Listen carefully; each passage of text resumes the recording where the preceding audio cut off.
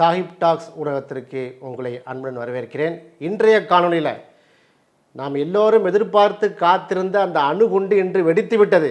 ராகுல் காந்தி உண்டு ஏற்கனவே சொல்லிக்கிட்டே இருந்தார், அணுகுண்டு மாதிரியான ஆதாரம் என் கையில் இருக்கிறது, அது வெடிக்கும் போது நாடு முழுவதும் மோடியுடைய முகத்திரை கிழிக்கப்படும். குறிப்பாக எலெக்ஷன் கமிஷன் ஆஃப் இந்தியா, இந்திய தேர்தல் ஆணையம் எந்த அளவுக்கு மோடி சர்க்காருக்கு பாஜகவுக்கு ஒத்துவதிருக்கிறது என்பதை நாட்டு மக்கள் வெட்ட வெளிச்சமாக காண்பார்கள் என்று நாடாளுமன்ற அவையிலையும் வெளியிலையும் சொல்லியிருந்தார். 3 தினங்களுக்கு முன்னால் இன்றைக்கு அந்த அணுகுண்டை வீசியிருக்கிறார். அனைத்து பத்திரிகையாளரும் அழைத்து கொண்டு கடந்த 2024 தேர்தலில் மோடி என்ன செய்தார், அமித்ஷா என்ன செய்தார், பாஜகவுடைய ஐடி விங் எந்த அளவுக்கு ஓட் சோரி, அதாவது வாக்கு திருட்டை செய்திருக்கிறார்கள், அதற்கு எந்த அளவுக்கு இந்திய தேர்தல் ஆணையம் ஒத்து இருக்கிறது, துணை போயிருக்கிறது என்பதையெல்லாம் பட்டியல் போட்டிருக்கார். அவர் என்னென்ன பாயிண்ட்ஸ் வைத்திருக்கிறாரு, அடுக்கடுக்கான குற்றச்சாட்டுகள், 10 முக்கியமான ஆதாரங்களை வெளியிட்டிருக்கிறார். சார்ட்டு போட்டு ஒவ்வொரு மாநிலத்தில் இருக்கக்கூடிய கான்ஸ்டியூஷன், ஒவ்வொரு நாடாளுமன்ற தொகுதியில் வாரியாக சொல்லியிருக்கிறார். ராகுல் காந்தியுடைய அலிகேஷன் என்ன குற்றச்சாட்டு, என்ன ஆதாரங்கள் என்பதை இந்த காணொலியிலே பார்க்க இருக்கிறோம். வழக்கம் போல் யாரெல்லாம் சப்ஸ்கிரைப் பண்ணாமல் இருக்கிறீங்களோ சப்ஸ்கிரைப் பண்ணுங்கள், இந்த காணொலியை மற்றவருக்கு அனுப்பி வைங்க. நேரடியாக தலைப்புக்கு செல்வோம். இன்றைக்கி சொல்கிறார் முக்கியமான அலிகேஷன். ராகுல் காந்தி சொன்ன முதல் என்னென்னா, மகாராஷ்டிரா ரிசல்ட் 2024 நாடாளுமன்ற தேர்தலில் மகாராஷ்டிராவில் அவங்க ரொம்ப ஸ்டன்னிங் விக்ட்ரி மாதிரி வந்தாங்க. யார்? பாஜக அலைன்ஸ். அங்கே சிவசேனாவில் குழப்பத்தை ஏற்படுத்தி அங்கே அஜித் பவாரை கையில் எடுத்து நிறைய பிரச்சனை பண்ணி இன்றைக்கி மகாராஷ்டிராவில் பெரிய அளவுக்கு வெற்றி பெற்றார்கள். எப்படி அப்படிங்கிறத அக்கு வேறு ஆணி வேறு சொல்லியிருக்கிறார். இந்த டேட்டாவை தாங்க அப்படின்னு கேட்கும்போது ஏன் எலெக்ஷன் கமிஷன் ஏன் தர மறுக்கிறது? உங்களுடைய எலக்ட்ரானிக் அந்த டேட்டாவை தாங்கன்னா கொடுக்கவில்லை. அதனால் காங்கிரஸ் கட்சி 6 மாதங்கள் நேரம் எடுத்து இதுக்காக உழைத்து என்ன பண்ணியிருக்காங்க, இந்த டேட்டா வெளியிட்டிருக்கிறாங்க. மகாராஷ்டிரா ரிசல்ட்ஸ் கன்ஃபார்ம் அவர் suspicion that assembly election was stolen. ஒவ்வொரு விஷயத்தை சொல்கிறாரு. உதாரணமாக இப்போ விதான்சபான் எலெக்ஷனில் அதாவது total votes polled in Mangalore central, கர்நாடகாவையே சொல்கிறார். லோக்சபாவில் 6.25 லட்சம் ஓட்டு, பிஜேபி 1 வித் 6,58,000 ஓட்டு, செக்யூரிங் மார்ஜின் ஆஃப் 32,707 ஓட்டை மார்ஜினில் வெற்றி பெறுறாங்க. Then we look at Mahadevapura, Congress got 1,15,000 1,15,000 ஓட்டு, பிஜேபி 2,29,000 ஓட்டு. Congress won all Vidhan Sabha. Local எலெக்ஷன்னா சட்டமன்ற தேர்தலில் காங்கிரஸ் எல்லாம் வெற்றி பெறுகிறது. ஆனால் என்ன ஆகுதுன்னா 1 லட்சம் ஓட்டுக்கு மேலே என்ன செய்கிறாங்க, திருடி இருக்காங்க. நாடாளுமன்ற தேர்தலில் பாஜக அந்த தேர்தலில் வெற்றி பெறுகிறது. 5 டிஃப்ரெண்ட் டூப்ளிகேட் ஓட்டர்ஸை வைத்து ஃபேக் அண்ட் இன்வேலிட் அட்ரஸில் bulk voters in single address இப்படிலாம் சொல்கிறாரு. இது எங்கே நடந்திருக்குன்னா இங்கே கர்நாடகாவில். But when we go there no record of those people living there, one family living in that. ஒரே ஒரு பெட்ரூம் இருக்கக்கூடிய ஒரு ஃபேமிலியை போய் அப்ரோச் பண்ணியிருக்காங்க. அங்கே ஒரே நபர் மட்டும் இருக்கிறார். ஒரே ஒரு சிங்கிள் பெட்ரூம் உடைய ஃபேமிலிங்க. அதில் வாக்கு செலுத்தினவர்கள் எண்ணிக்கை பார்த்தா 48 பேர். அது அலிகேஷனாக சொல்கிறார். அது எப்படி முடிஞ்சிச்சு? மகாராஷ்டிராவில் இதே தான். இது நான் சொல்கிறது இப்போது கர்நாடகாவில். மகாராஷ்டிராவில் இதே கதை தான் என்ன செஞ்சுருக்கிறாங்க. பல்காக ஓட்டை போட்டிருக்காங்க. எப்படிலாம் பண்ணியிருக்காங்கன்னா, மகாராஷ்டிராவில் same voter appears multiple times in voters.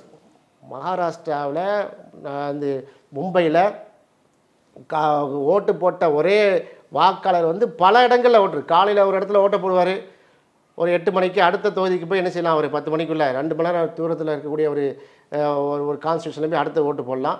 மதியத்தில் இன்னொரு ஓட்டு போடலாம். ஈவினிங் 5 மணிக்குள்ள என்ன செய்யலாம், ஒரு ஓட்டு போடலாம். அப்படி ஓட்டு போட்டதில் பார்த்தீங்கன்னா அந்த number of new voters even exceeded the population of Maharashtra. மகாராஷ்டிராவுடைய பாப்புலேஷனுடைய மக்கள் தொகையை விட அதிகம். A very surprising fact. இது ரொம்ப ஆச்சரியத்தக்க உண்மையாக இருந்தது. Then there was a huge spike in vote turnout after 5:30 PM and everyone saw it. அதாவது எக்ஸிட் போலுக்கு முன்னாடி அந்த 5 மணிக்கு க்ளோஸ் பண்ணாங்களா, 5:30 மணிக்கு, அந்த 5:30 மணிக்கு க்ளோஸ் பண்ண முன்னாடி எக்கச்சக்கமான மக்கள் போய் ஓட்டு போட்டாங்க. அப்படி சக்குன்னு ஒரு 10% வந்து என்ன செஞ்சு மகாராஷ்டிராவில் கூடிச்சு. அதுதான் சொல்கிறாரு. எப்படி கூடிச்சு? Same voter in multiple state, either the address doesn't exist it's mention as 0. அப்போ 0 தானே, இப்போ அட்ரஸ் வந்து இல்லைன்னா எப்படி அப்போ 0 தானே அதில் வரணும். அது எப்படி போட்டாங்க? Bulk voters at a single address, ஒரு அட்ரஸில் பல voter. Indistinguishable or micronised photo on voter ID, voter ஐடியில் வந்து கண்டுபிடிக்க முடியாத முகத்தில் உள்ள அந்த ஃபோட்டோ எல்லாம் வைக்கிறாங்க. Misuse of form 6 meant for first time voters, form 6லேயே குளறுபடி பண்ணியிருக்கிறாங்க. இப்படி நிறைய விஷயங்களை பண்ணி மகாராஷ்டிராவில் அந்த அளவுக்கு திருடுனாங்க. ஒரு 20க்கு மேற்பட்ட 25க்கு மேற்பட்ட தொகுதிகளை திருடியிருக்காங்கன்னாங்க. அதுபோல் election commission doesn't give electronic data because they don't want us to look carefully. நாங்கள் பல தடவை நாங்கள் என்ன பண்ணிட்டோம், தேர்தல் ஆணையத்தை கேட்டும் இந்த டேட்டாவை தர மறுத்தாங்க. ஏன்னா நாங்கள் வந்து அக்யூரேட்டாக பார்த்துட்டோம். இப்போ நம்ம பார்த்துட்டோம். 6 மாதத்துக்கு முன்னாடியே சொல்லியிருப்போம். இப்போ வந்து தரல, நாங்களே எடுத்து என்ன செஞ்சுக்கோம் பார்த்துருக்குறோம். The Election Commission gave us electronic data, it would take us 30 seconds. 30 அது தந்திருந்தால் 30 நிமிஷத்தில் 30 செகண்டில் நாங்கள் வந்து பண்ணியிருப்போம். I repeat, this is why we are bring given data like இது. அதனால தான் நாங்கள் வந்து என்ன செய்யணும், அந்த டேட்டா வெளியிடுகிறோம் என்றுலாம் சொல்கிறார். These papers do not allow for optical character recognition, so if you can scan them, நீங்கள் வந்து ஸ்கேன் பண்ணிக்கலாம், you cannot get the data out of them அப்படின்லாம் சொல்லி நிறைய ரெஸ்ட்ரிக்ஷன் பண்ணியிருக்காங்க, நிறைய முறைகேடுகள். Why is the election commission protecting these piece of paper? நீங்கள் வந்து ஒரு போல் டேர்ன் அவுட் எத்தனை பெர்சன்டேஜுங்கிறத சம்பந்தப்பட்ட அந்த வாக்குச்சாவடியில் உள்ள முகவரோ அல்லது தேர்தல் அதிகாரிகிட்ட யார் ஒரு பொதுமக்கள் கூட கேட்கலாமே. குறிப்பாக வந்து அந்த போட்டியிட்ட தொகுதியில் போட்டியிட்ட வேட்பாளர் கேட்கும்போது கொடுத்தானே ஆகணும். அது சட்டப்படி தானே கேட்குறது, ஏன் கொடுக்க மறுத்தீங்க என்பதெல்லாம் கேட்குறாரு. அப்புறம் மகாராஷ்டிரா 1 crore நியூ ஓட்டர்ஸ், மகாராஷ்டிராவில் மட்டும் 1 கோடி புதிய வாக்காளர்கள் வந்து சேர்க்கப்பட்டிருக்காங்க. Appeared on the rolls between Lok Sabha and Vidhan Sabha election. நாடாளுமன்ற சட்டமன்ற தேர்தலுக்கும் நாடாளுமன்ற தேர்தலுக்கு இடையில் 1 கோடி வாக்காளர்களை வந்து சேர்த்தார்கள். எப்படி சேர்த்தீங்க? அப்படி 1 கோடி வாக்காளர் கொண்டு மகாராஷ்டிரா ஸ்டேட்டில் எப்படி சேர்க்க முடியும்? இப்போ அதுதான் தமிழ்நாட்டுக்கு இவங்க பிளான் பண்ணுறாங்களா? இங்கே சென்னை புறநகரில் இருக்கக்கூடிய காஞ்சிபுரம், திருவள்ளூரில் 6.5 லட்சம், பீகாரில் மட்டும் இருந்து 6.5 லட்சம் வாக்காளர்களை வந்து புதிய வாக்காளராக சேர்த்துருக்காங்களே. அப்போ இது மகாராஷ்டிராவில் செய்த பிளான் தான் தமிழ்நாட்டுக்கும் செய்ய இருக்கிறார்களா? இப்படி செய்தாலும் தாமரம் மரணம் இருக்கிறது 2வது விஷயம். அப்போ அதே முறைகேடு இங்கே நடக்க இருக்கிறதோ என்கிற அச்சம் நமக்கு இருக்கிறது. அது மட்டும் இல்லாமல் he said when India bloc raised the issue with election commission there was no response. நாங்கள் என்ன தான் கூப்பாடு போட்டாலும், நம்ம என்ன தான் குற்றச்சாட்டு சொன்னாலும், இந்தியா கூட்டணி கட்சி தலைவர்கள் என்ன தான் இது சம்பந்தமான குற்றச்சாட்டுகளை அடுக்கினாலும் ஒரு காலமும் தேர்தல் ஆணையம் எங்களுக்கு பதில் சொல்ல மறுக்கிறது என்பதை சொல்லியிருக்கிறார். Not just the Karnataka information, இந்த மகாராஷ்டிரா கர்நாடகா மட்டும் இல்லை, but every single voter list இந்த கண்ட்ரி, இந்த நாட்டில் இருக்கக்கூடிய ஒவ்வொரு தொகுதியிலும் நாங்கள் எவிடன்ஸ் வச்சுருக்கிறோம். திஸ் இஸ் த எவிடன்ஸ், இதுதான் வந்து நிலை, இதுதான் வந்து ஆதாரம். This is a crime being committed against the Indian constitution and the Indian flag. இது வந்து ஒரு கிரிமினல் குற்றம், நம்முடைய இந்திய தேசிய கொடிக்கு எதிராகவும் இந்தியாவுடைய அந்த கான்ஸ்டியூஷன் சொல்லக்கூடிய அரசியலமைப்பு சட்டத்திற்கு எதிராகவும் நிகழ்த்தப்பட்ட கிரைம், வெறும் குற்றம். இது யார்? Election Commission of India. யார் பின்புலத்தில்? மோடி, அமித்ஷா, இந்த பாஜகவுடைய பின்புலத்தில் என்று சொல்கிறார்.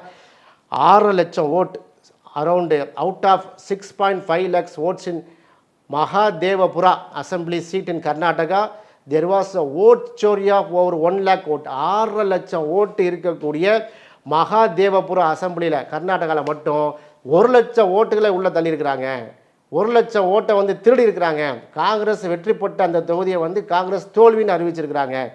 Congress research found over 1 lakh duplicate votes, invalid addresses, bulk votes in Mahadevapura constitution. கர்நாடகாவில் மகாதேவபுராவில் மட்டுமே 1 லட்சம் டூப்ளிகேட் ஓட்டு வந்து இருக்கிறது என்பதை வந்து இந்த அறிக்கைன்னு சொல்லி பட்ட பகலில் போட்டு படம் போட்டு இந்த இருக்கு டேட்டான்னு காமிச்சிருக்கிறாரு. இப்போ என்ன செய்ய போகுது எலெக்ஷன் கமிஷன்? மோடி, அமித்ஷா இந்த கூட்டணி வந்து இதை ஒத்துக்கொள்ள போகிறார்களா அல்லது ராகுல் காந்திக்கு எதிராக வேறு எதுவும் கேஸை போட்டு வேறு ஏதாவது கிருஷ்ண போகிறதுனால அல்லது வழக்கம் போல் எப்போதெல்லாம் பாஜகவுக்கு நெருக்கடி வருகிறதோ, மோடி அமித்ஷாவுக்கு நெருக்கடி வருகிறதோ, அப்போல்லாம் பாகிஸ்தான் பார்டரில் போய் நடக்கும்.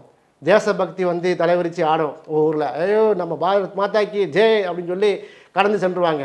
அதுபோல் இந்த முறையும் கடந்து செல்ல போகிறதா? இந்த வீசின அணுகுண்டை பார்த்தீங்கன்னா தார்மீக அடிப்படையில் அவர் என்ன செய்யணும், மோடி வந்து பதவி விலகிற அளவுக்குள்ள இங்கே இருக்குது. அந்த அளவுக்கு இருக்கு. மோடி ஜெயிச்சதே ஃப்ராடு. இவிஎம் மிஷினில் மிகப்பெரிய ஃப்ராடு பண்ணி தான் அவர் பிரதமர் பதவிக்கு வந்திருக்கிறார் என்ற அளவுக்கு குற்றச்சாட்டுகளை வைத்திருக்கிறார்களா? இதுக்கு என்ன பதில்? We are absolutely convinced that this crime is being done on a huge scale across country, in a state, in state after state after state. ஒவ்வொரு மாநிலத்திலையும் இந்த கிரைம் தான், இது போன்ற ஓட்டை திருடி தான் வெற்றி பெற்றிருக்காங்க என்பதை நாங்கள் வந்து அப்சல்யூட்லி கன்வின்ஸ், நாங்கள் வந்து உறுதியாக நாங்கள் சொல்கிறோம். த சிசிடிவி ஃபுட்டேஜ் அந்த voter list are now evidence of a crime. CCTV footage இருக்கும்ல, வாக்குச்சாவடியில் இருக்கக்கூடிய சிசிடிவி இமேஜ், அந்த வீடியோவிலேயே நாங்கள் நிறையா வச்சுருக்கிறோம். அந்த வீடியோவிலேயே இவங்க எப்படி எந்த அளவுக்கு ஜாலியாக வந்து ஓட்டு போடுறாங்க, எந்த முறைகள் செய்கிறாங்க, எல்லாமே அதில் இருக்குது. And election commission is busy trying to destroy. ஆனால் எலெக்ஷன் கமிஷன் ஆஃப் இந்தியா, இந்திய தேர்தல் ஆணையம் வந்து அந்த சிசிடிவி ஃபுட்டேஜ், அந்த வீடியோக்களை எல்லாம் என்ன செய்கிறாங்கன்னா அழித்து கொண்டிருக்கிறார்கள் அப்படின்னு சொல்லி அடுக்கடுக்கான குற்றச்சாட்டில் ஒவ்வொரு தொகுதி வாரியாக வெளியிட்டிருக்கிறார். ஒட்டு மொத்தத்தில் பார்த்தோம்னு சொன்னால் 240 சீட்டு அவங்க இந்தியா, அதை நம்முடைய பாஜக ஜெயித்திருக்கிறது. மெஜாரிட்டியாக இல்லை, அவங்க வந்து தனிப்பெரும் மெஜாரிட்டியில் வந்து ஆட்சியை பிடிக்கலை. வலது பக்கம் சந்திரபாபு நாயுடையும் இடது பக்கம் நிதிஷ்குமாரையும் கையை பிடித்து கொண்டு தான் இங்கே வந்து என்ன செஞ்சுருக்காங்க, ஒரு மைனாரிட்டி கவர்மெண்ட்டாகத்தான் வந்து மோடி சர்க்கார் இருக்கிறது. இந்த குற்றச்சாட்டுக்கு சந்திரபாபு நாயுடும் என்ன பதில் சொல்ல போகிறார், நிதிஷ்குமார் என்ன பதில் சொல்ல போகிறார், தார்மீக அடிப்படையில் இந்தியர்கள் இந்த குற்றச்சாட்டை எப்படி எடுக்க போகிறார்கள்? இந்த குற்றச்சாட்டுடைய உண்மை நிலை வந்து அவ்வளோ தெள்ள தெளிவாக இருக்கிறது. அப்போ மோடி எப்படி பிரதமர் ஆகினார், எப்படி பாஜக வந்து அரைநிலை அப்படி அமர்ந்திருக்கிறது. இன்னும் சொல்கிறார், ஆன்டி இன்கம்பன்சி 5% இருந்தாங்களும். ஒவ்வொரு ஆட்சியிலும் பார்த்தீங்கன்னா ஆன்டி இன்கம்பன்சி இருக்கும். ஆன்டி இன்கம்பன்சினா அரசாங்கத்திற்கு எதிரான மனநிலை. மக்கள் ஒரு காலமும் பாதிக்கலையே. 2014 எலெக்ஷன்லையும் பார்த்தீங்கன்னா மோடி ஃபஸ்ட்டு வந்துட்டார். 2019 அவ்வளோ பிரச்சனை, பணமிழப்பு மதிப்பு நிறைய பிரச்சனைகள், அது அவரை பாதிக்கலை. 2024 பாதிக்கலை. அது எப்படி அப்படிங்கிற கேள்வி. எப்படி? இப்படி தான் ஆன்டி இன்கம்பன்சி 1 கோடி வாக்காளரை கொண்டு ஒரு மாநிலத்தில் சேர்த்திங்கன்னா எப்படி ஆன்டி இன்கம்பன்சி வரும்? மக்களை என்னத்தை தான் எதிர்த்து ஓட்டு போட்டாலும் யார் ஜெயிப்பா? அப்போ இதையெல்லாம் வந்து தரவுகளோடு வெளியிட்டிருக்கிறார் உச்ச நீதிமன்றம். இதில் சிறப்பு கவனம் செலுத்த வேண்டும். இதை சூமோட்டாவாக எடுக்க வேண்டும். ராகுல் காந்திக்கு எதிராக ஒவ்வொரு கேஸ் போடும் போது துள்ளி குதிக்கிறதுல ஒவ்வொரு நீதிமன்றங்களும், இப்போ உச்ச நீதிமன்றத்தின் தலைமை நீதிபதி ஐயா BR கவாய் அவர்கள் இதில் சூமோட்டாவாக இந்த கேஸை எடுத்து இந்தியாவுடைய பிரைம் மினிஸ்டராக இருக்கக்கூடிய மோடி அவர்களே இப்படி டுபாங்கூராக வந்திருக்கிறாரா என்பதை உறுதிப்படுத்தி நாட்டு மக்களுக்கு சொல்ல வேண்டிய கடமையும் பொறுப்பும் யாருக்கு இருக்குது? உச்சநீதிமன்றத்துக்கு இருக்குது. மக்கள் தான் எஜமானி. இந்த நாடு வந்து பார்த்தீங்கன்னா சாவரன் ஸ்டேட். நம்ம நாடு மக்கள் அதிகாரம் தான், மக்களுக்கு தான் அதிகாரம். அப்போ மக்களை ஆட்சி செய்யக்கூடியவர்கள் வந்து நேர்மையான முறையில் வந்திருக்க வேண்டும். இப்படி இவிஎம்ஐ ஹேக் பண்ணி கள்ளத்தரமாக ஓட்டு போட்டு அடுத்தவங்களோட வெற்றியை தட்டி பறித்து வந்தார்கள் சொன்னால் அவரது நாட்டை ஆளுவதற்கு தகுதி இருக்கா என்ற கேள்வியை சாஹிப் டாக்ஸ் ஊடகத்தின் வாயிலாக வந்து பொதுமக்களுக்கு வைக்கிறோம். இது போன்ற விவாதத்துவபூர்வமான கேள்விகளை நீங்கள் வந்து என்ன செய்யலாம், இதுக்கான பதில்களையும் நீங்கள் எங்களுடைய கமெண்ட்ஸில் நீங்கள் பதிவு செய்யலாம். இது போன்ற வீடியோக்களை உங்கள் நண்பர்களுக்கு அறிவுப்படுத்துங்கள். அடுத்தடுத்த என்னென்ன குண்டுகள்லாம் வெடிக்க இருக்குது என்பதை அடுத்தடுத்த பதிவில் தொடர்ச்சியாக பார்ப்போம். இணைந்திருங்கள். நன்றி.